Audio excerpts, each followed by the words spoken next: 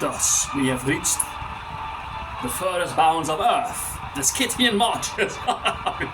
Marches on a wilderness where no mortal live.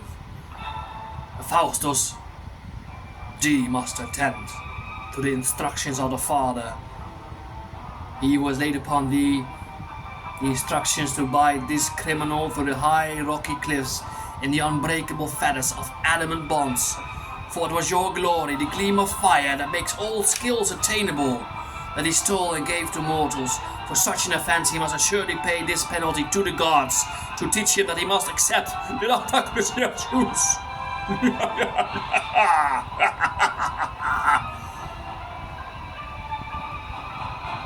And abandon these human-loving ways.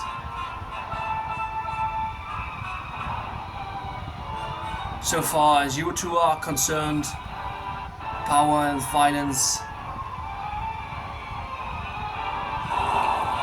the orders of Zeus have been completely fulfilled, and there is no task still laying before you. But for my part, I can hardly bring myself to take a kind little god and forcibly bind him at the stormy ravine.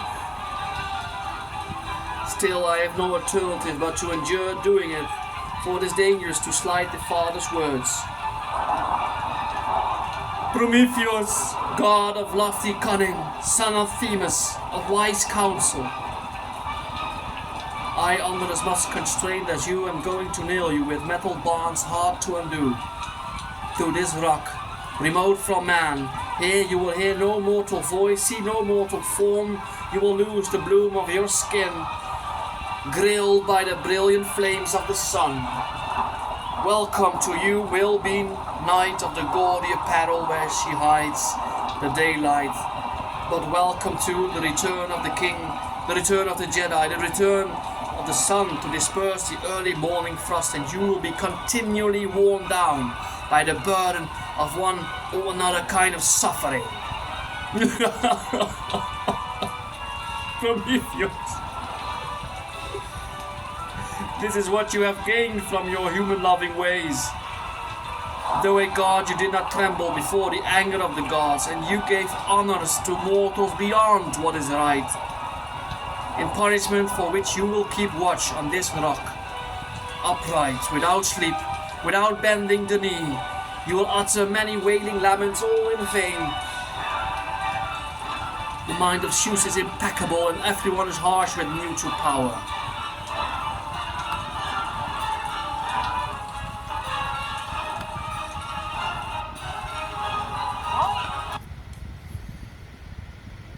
Well then, why are you not waiting?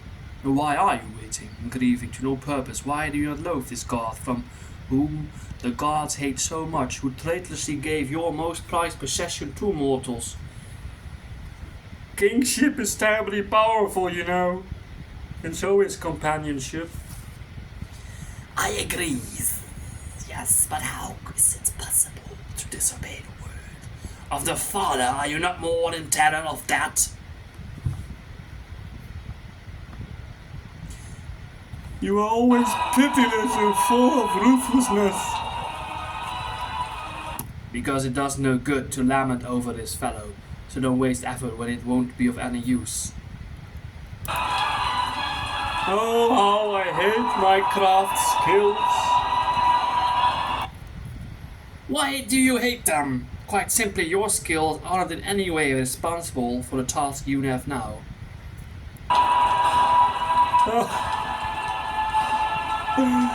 All the same, these things I wish someone else had been allotted them. Everything is burdensome, except ruling over the gods. No one is free but Zeus. These things... Prometheus. Prove to me that it is so, and I have no way to argue otherwise. Well, won't you hurry up and put the bonds on him so that Father doesn't look and see you idling? Well, you can see the harness is ready here, but then put it around his arms and with all your strength at your command strike with your hammer and nail it to the rock. Job's complete. I cannot build that. We need more wood. We need more gold. Insufficient gold. The job is being completed. You see, with no dallying. Strike harder! Squeeze him! Don't leave any slack, he's very clever at finding ways out of these impossible situations. Well, his arm is fixed, so he can hardly be freed. Then pin down that other one safely too, so that he'll learn this intellectual. Let's use he's cleverer than he is. I've got to do it! You needn't keep ordering me! I most certainly shall order thee. In fact, I'll hound you on. Now put the armpit bands around his ribcage. No one could justly find fault with me, except this one here. Now drive the remorseless bite of adamant wedge with all your powers right through his chest. Ah, Prometheus!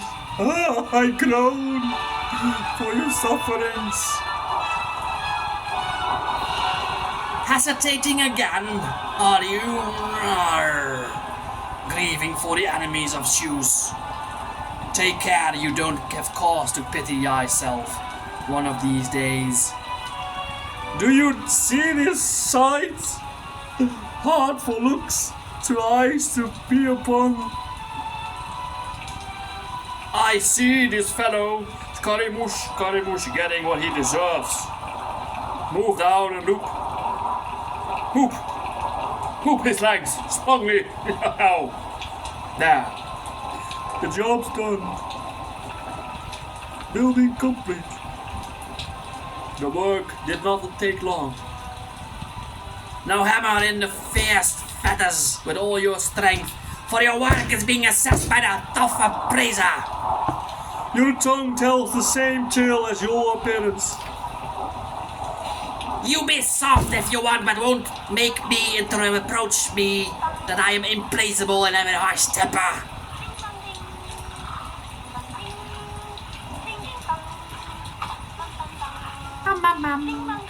Ding ding ding.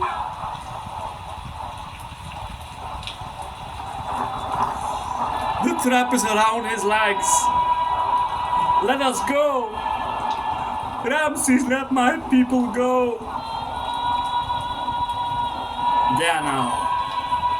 Practice your impudence here, robbing the gods of their prerogatives and handing them over to beings who live for a day. How are mortals going to be able to bail you out of these sufferings? The gods are wrong to call thee Prometheus, the forethinker. You now need someone to exercise forethought for you as to know how you're going to wriggle out of this piece of handiwork. Oh bright sky, and you swift swinging winds, and the river springs, and you countless twinkling waves of the sea, and earth, mother of all, behold what I, a god, am suffering at the hands of the gods. Look with what indignities I am tormented to endure these trials for endless years. Such a degrading bondage has been invented for me by the new High Commander of the Blessed Ones. Alas, I groan for my present suffering, and for what which is coming. Where can one fix a limit for these sorrows?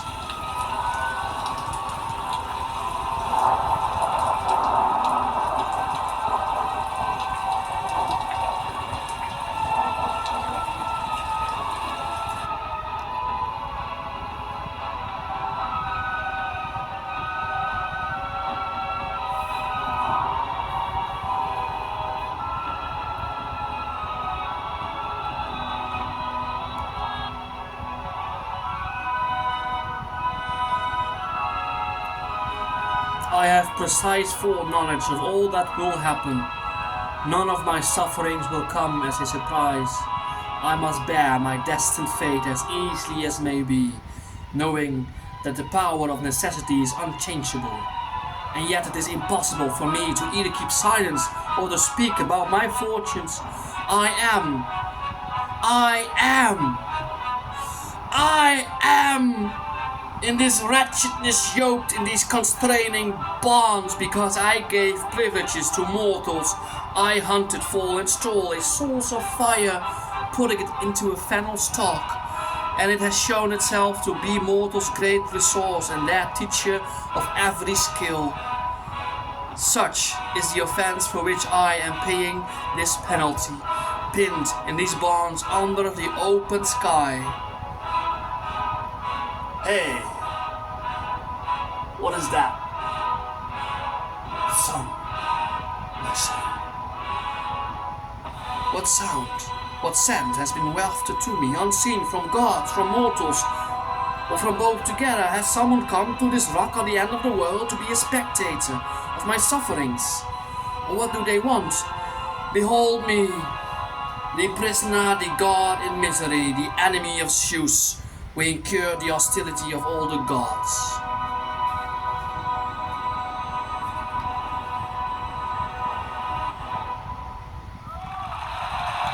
Oh, thank you. Who enters Zeus's courts, though being too friendly to mortals? What is this rustling sound of birds that I hear now close by? The air is whistling, with the light beating wings. Whatever approaches me makes me fearful. Enter the quarters of Nymph's daughter of Sophianos, seated in a winged vehicle. Have no fear, for I am here. This is a friendly company, that some have come to this rock, on swift striving winds, having with difficulty persuaded our fathers to consent. The swift breezes have borne and sped me here, for the sound of stroke on steel penetrated to the depths of my cave and shocked my grave-faced modesty out of me, and I hurried here, unshod, in a winged car. Me, offspring of prolific Thetis, children of Father Oceanus, who rules the whole world. In tireless flood, look, see in what bonds I am pinned to the topmost cliff of this ravine to keep an unavailable watch.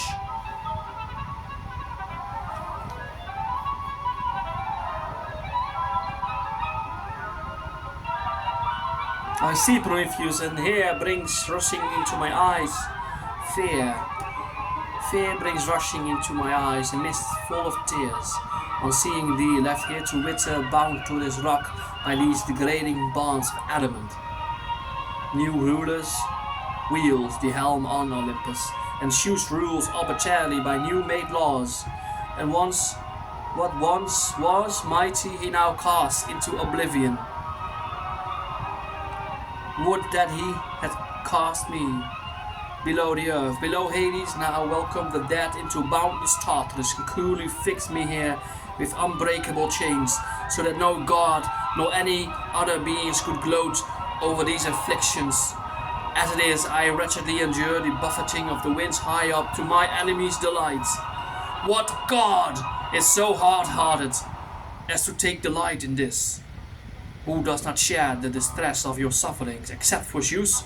He with constant anger, making his resolve inflexible, is conquering the sons of Uranus, nor will he stop till either he has glutted his desires, or by some contrivance another takes his power, which is hard to take.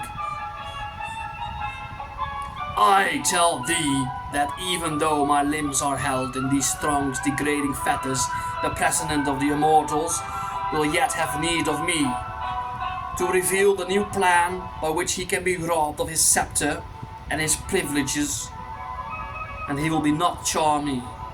He will not charm me by the honey-tongued spells of persuasion, nor will I ever disclose it in terror of harsh menaces, until he releases me from these savage bonds and consents to pay compensation for this degrading treatment. You are audacious and unyielding in the face of these bitter pains, and you speak too freely. A piercing fear agitates my mind, and I am afraid what may befall you. Where are you ever to reach harbour and see a limit to these sufferings? For the son of Kronos has a character that is immovable, a heart that is inexorable. Yes, he is harsh, I know, and makes justice as he pleases. All the same, I fancy his mind will one day be softened when he is shattered in the way I spoke of. One day he will calm his stubborn wrath and come into unity and friendship with me. As eager for this I will be. Tell us everything and reveal the story. And what accusation did Zeus arrest you? To abuse you in such a cruel and degrading way? Explain it to us, if it doesn't harm you to do so. Well, it is painful for me to even speak of these things, but it is also painful to keep silent. It is wretched either way.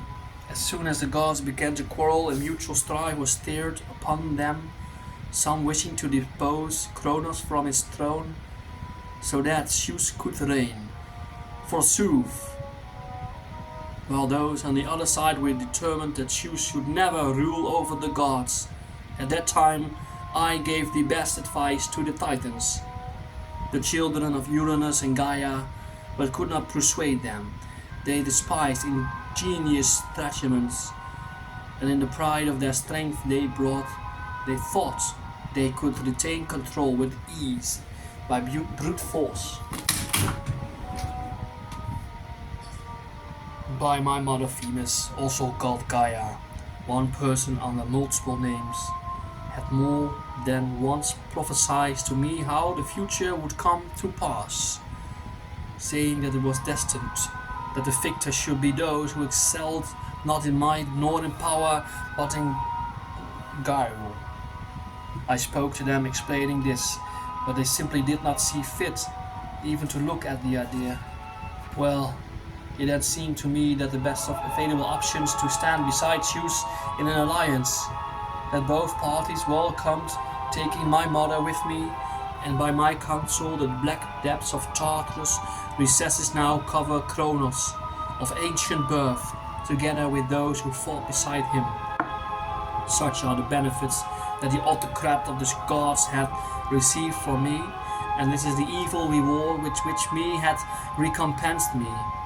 It seems that this malady is built into autocracy, that one of not trusting one's friends. But as to the question you ask, what is the cause of thus degrading me? I will now explain it. As soon as he took his seat on his father's throne, he immediately assigned to the various gods their various privileges and organized his government. But of those wretched creatures, mortals, he took no account at all. On the contrary, he wanted to obliterate the race altogether and create another new one.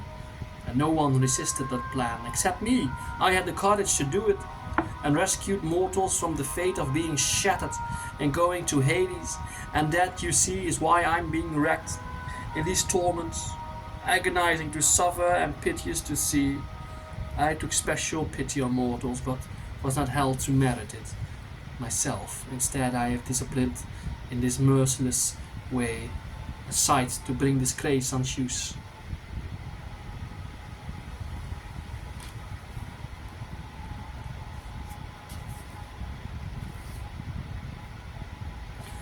One would have to be made of stone and have a soul of iron, Prometheus, not to share the distress of your affliction. I would not have wished to see it, but now that I have seen it, I am pained to the heart. Yes, I certainly am pitiable for friends to behold. You didn't, I suppose, go even further than that? I did. Yes, I did. I diddly do.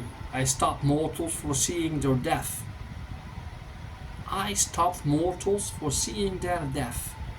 What remedy did you find for that affliction? I planted hopes within them. Well, that was a great benefit you gave the mortals. And what is more, I gave them fire. You mean those short-lived beings now possess flaming fire, from which they will learn many skills? And those are the offenses for which Zeus is degrading me and is not relaxing my suffering in the least. And has no end been set for your trials? No end at all, other than when such be his will. And how can it possibly ever be his will? What hope is there? Don't you see that you were wrong? To say you were wrong is no pleasure to me, and it's painful for you. Let us leave the matter. Look for some means of release from your torment.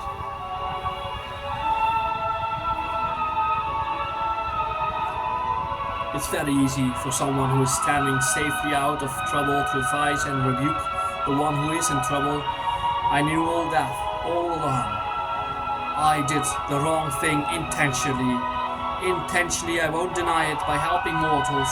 I brought trouble on myself. But I certainly never thought I would have a punishment anything like this.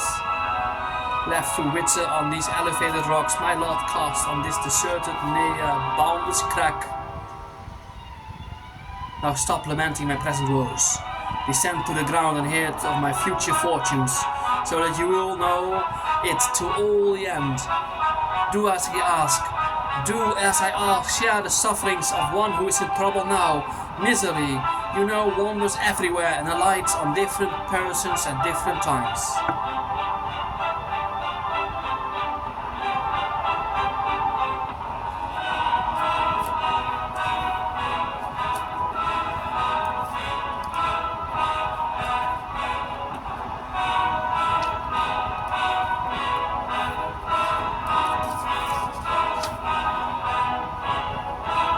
Now indeed, no more a word alone. The earth is shaking and reeling. From the depths incompetent there bellows the sound of thunder. Fairy twists of lightning shine out. The dust is whirled by whirlwinds. The blast of all the winds at once leap at one another. In a raging display of mutual strife, and sky and sea are blended into one. Such is the tempest that has plainly come from Zeus upon me, to strike terror